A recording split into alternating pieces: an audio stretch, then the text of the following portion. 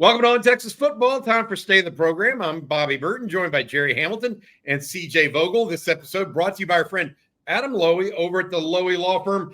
Guys, we got several different things we want to talk about. We want to talk about the freshmen and what we're hearing behind the scenes of their workouts as they've joined the program here in the last couple of months. But let's start with some leadership traits and things that we're hearing behind the scenes. CJ, I'll start with you. The offensive side of the football, the team right now is in this flux of, well, the coaches can't really go out there and be on the field. A lot of it's being coordinated by the players themselves. Who is managing the team right now as far as getting players out there and taking part in these these unofficial practices right now on both offense and defense? Yeah, there's a handful that are kind of leading the charge, a couple on each side of the ball. Obviously, on offense, I've heard Arch Manning, both from folks in Indianapolis when talking to former players that are now hopeful for the draft, but also sources back in Austin saying that it's Arch Manning kind of orchestrating this group getting together, working on the field. They're throwing several times a week as well, utilizing the bubble during the bad weather a few weeks ago, and obviously getting back on the field. DeAndre Moore also getting very vocal reviews as well, and I don't think that should surprise anybody given kind of the approach he took to last spring, being the first on the field. He did that in the fall camp as well. So that's a guy that's driven to get on the field early. Obviously, he's there now, and to kind of orchestrate this young group of wide receivers on the field as well. He's doing a great job of getting them in line. Defensively, I've heard it three guys, and one at each level of the football. Michael Taff obviously comes to mind first. That's probably going to be the holistic leader for the entire locker room if I had to take a guess this far out. Anthony Hill, Colin Simmons, and I'll even throw Trey Moore in there as well. More a quiet guy, but kind of growing into year two, as you would expect as a vocal leader in the room. A little bit tougher, obviously, coming in from UTSA to make that jump to the University of Texas and to come away as a vocal guy immediately. But he's starting to grow into that role. But Anthony Hill deserves some recognition here as well as Michael Taff for getting this group together on the field, in the weight room, conditioning. But so far, so good when it comes to continuing that instilled culture that's been growing ever since Sarkisian arrived. Gerry, very interesting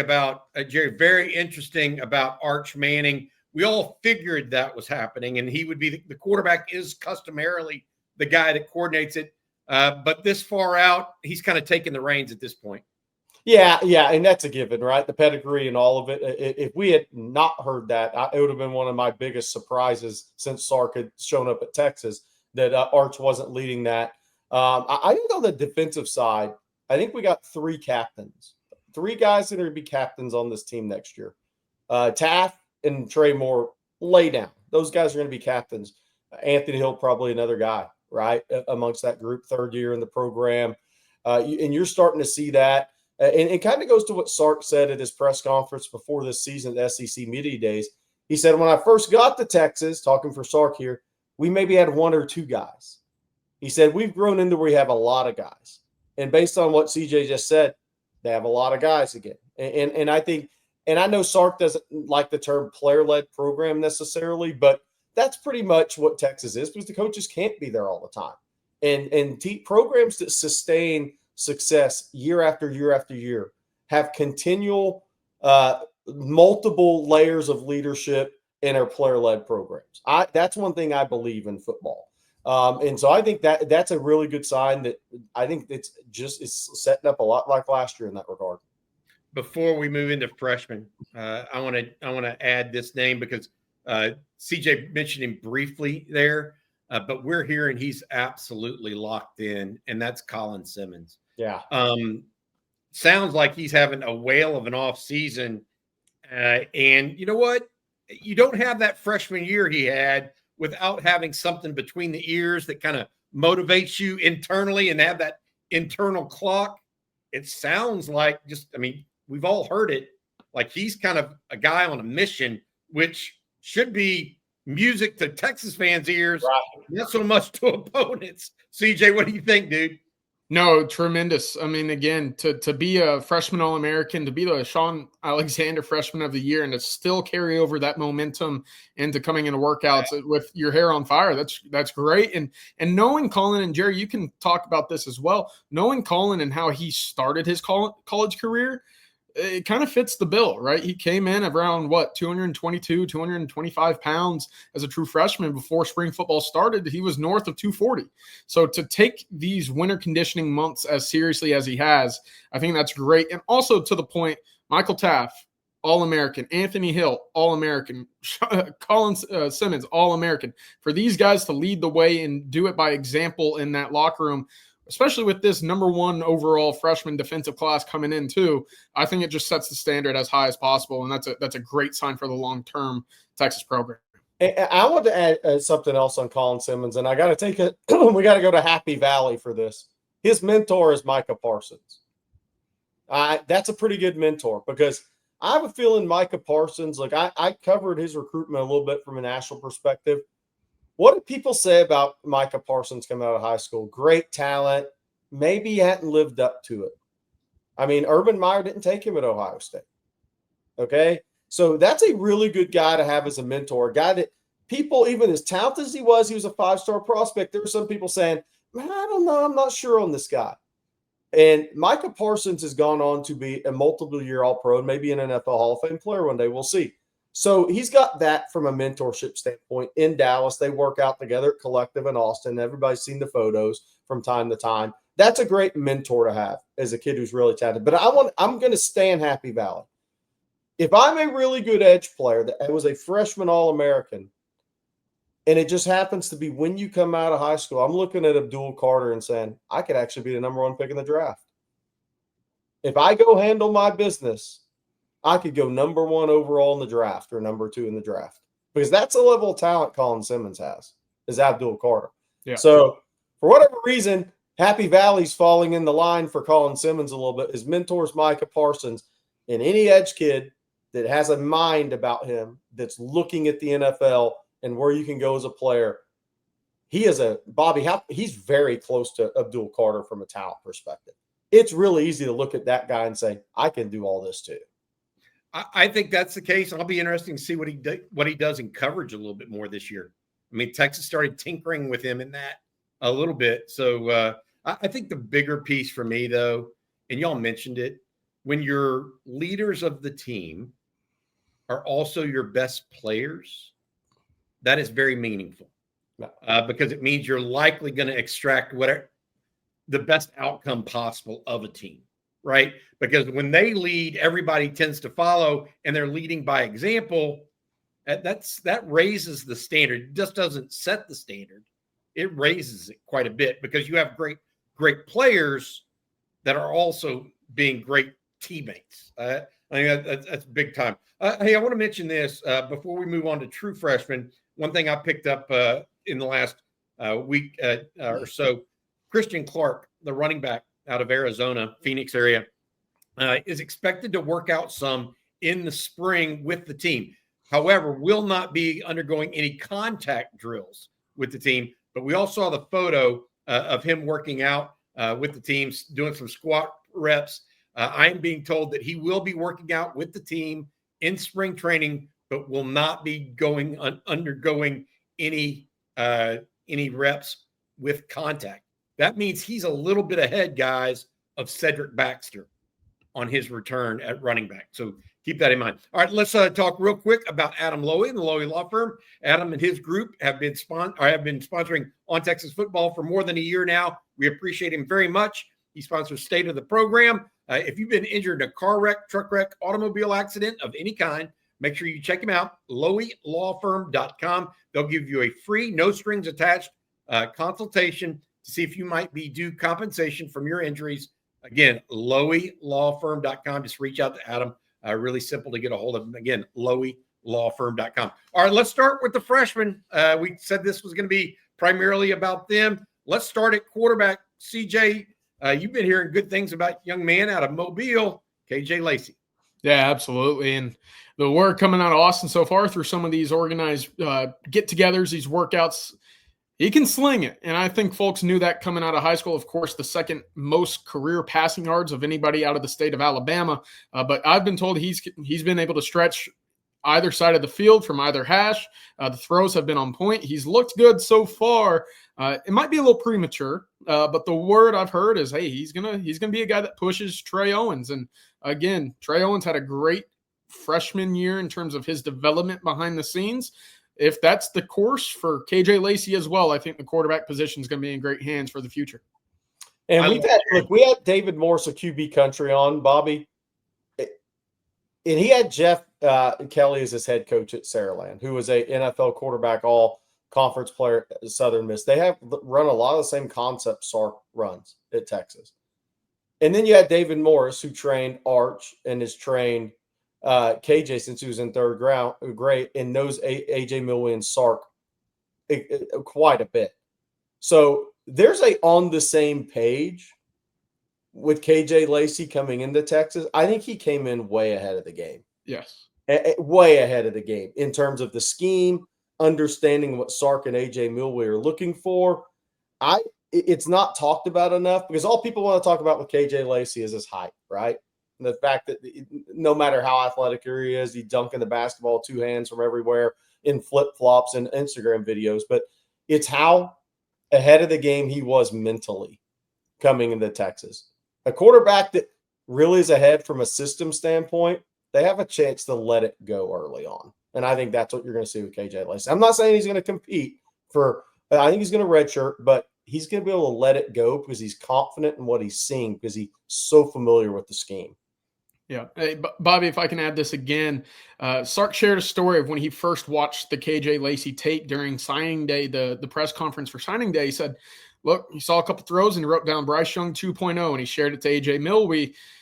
I've been told that name has been thrown around again as a comparison for KJ Lacey this early into his career at Texas. Again, we'll like to see what he does in the spring football era, how he progresses through what should be a redshirt year, as Gerry mentioned. But again, the returns are very positive early on. If you see a smile on my face, guys, it's because I'm thinking about the quarterback room, right? I mean, look, we suffered through a decade of not knowing who the quarterback might be at the University of Texas prior to Sam Ehlinger. And now it feels like we're on the hamster wheel of one jumps off and Quinn Ewers and Arch Manning jumps on. And there are other guys waiting in the wings that are talented that we're hearing really positive things about this early in the process.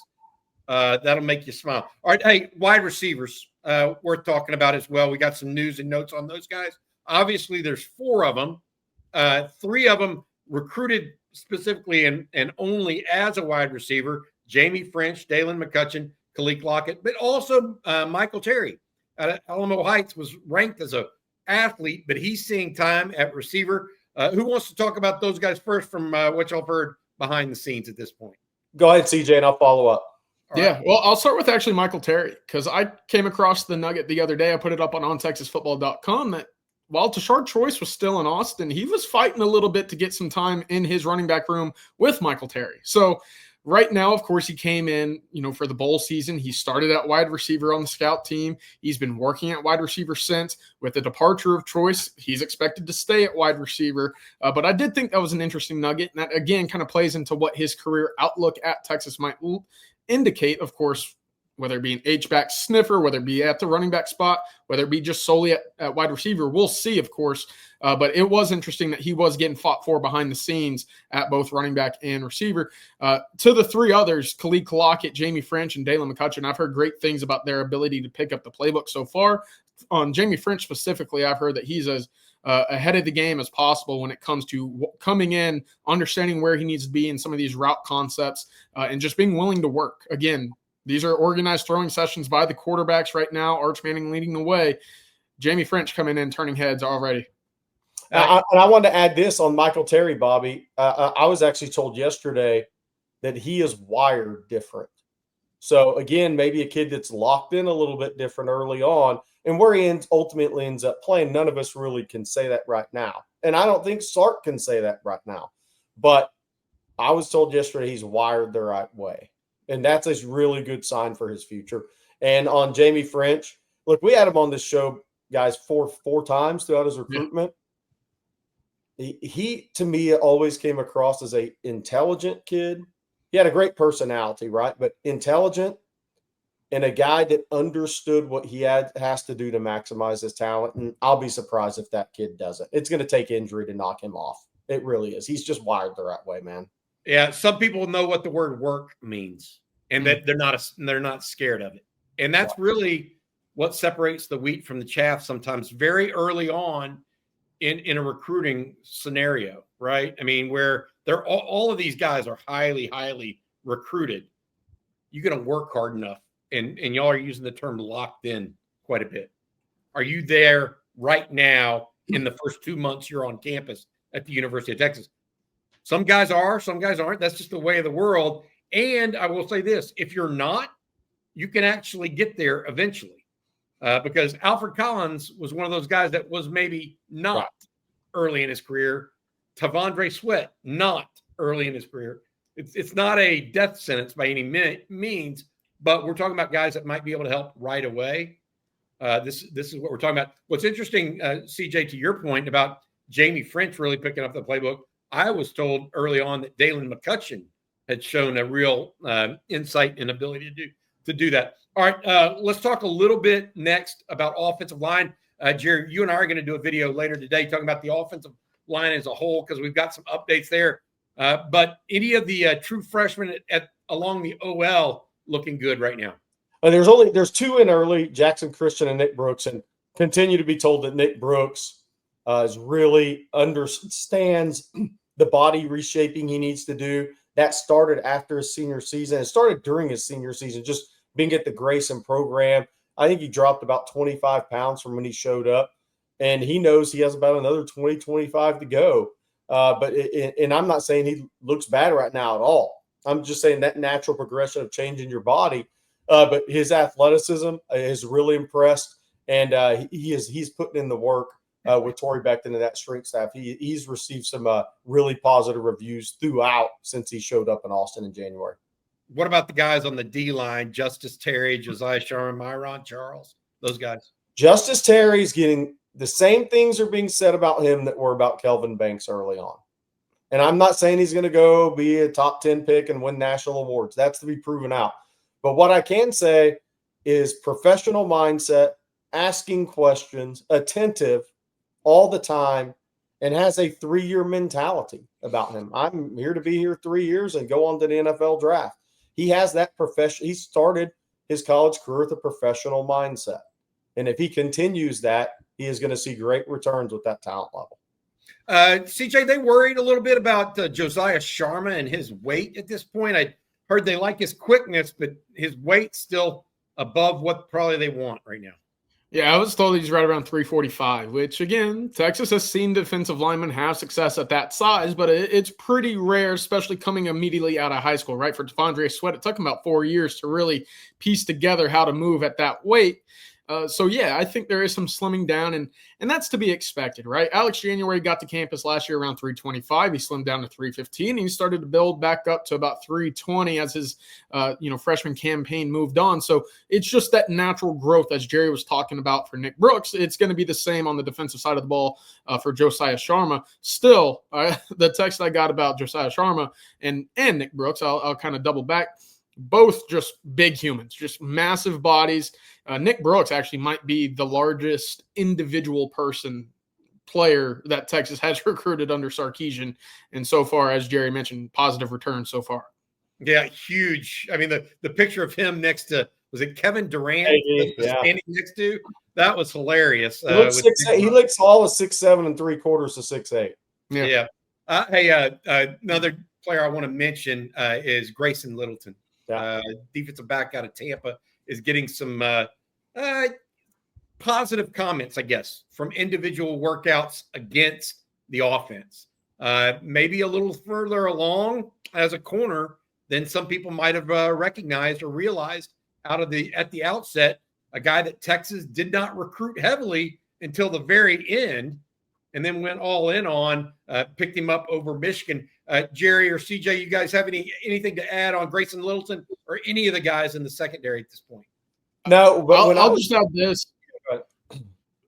I'll just add this. Mark Orfe having been a guy that Littleton was offered by, I think there is some familiarity there. I think that bodes well for how he could develop, how quickly he might be able to draw that connection with Orfe. Again, Orfe kind of recruiting that state of Florida. He's familiar with Littleton. He's the only one in that room of this class that was offered by Rutgers and Orfe at the time. And one thing I'll say about stopping by Wiregrass Ranch in November, I believe that was, a day after he was offered, was the defensive backs coach at that high school, Wiregrass Ranch, was a starter at SMU in the secondary. And the one thing he told me, he said, whether the kid plays nickel, whether he plays corner, he said that's going to have to play out for him at the college he picks. But at the time, he wasn't committed anywhere. But he said the one thing about him was he's pretty good in film study for a young kid. And that kind of stuck with me because that was his, just knowing the coach speaking, that was his way of saying the kid's getting what I'm teaching him. Mm. And that's always a good sign for a young kid. But that's not always the case, Bobby. As we know in this business, sometimes you go, this guy's got to get started in film. He doesn't do a good job watching film and really studying the game. I don't think that's the case with Littleton. I think it's the other way around. That makes total sense. Total sense. All right. You guys have anything else you want to add on the freshmen that we've heard of late before we let folks go here on the state of the program?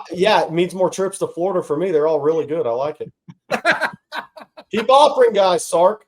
Not bad in the state of Georgia either. You mentioned Justice Terry, Nick Brooks, two of the better linemen. All right, that's going to do it for this week's State of the Program. Thank you again to Adam Lowy and the Lowy Law Firm. If you've been injured in a car wreck, truck wreck, automobile accident of any kind, make sure you reach out to Adam and his firm, LowyLawFirm.com. They'll help give you a free, no strings attached consultation to see if you might be due compensation. All right, for Gerry Hamilton and CJ Vogel, I'm Bobby Burton. Thanks for watching On Texas Football. Welcome.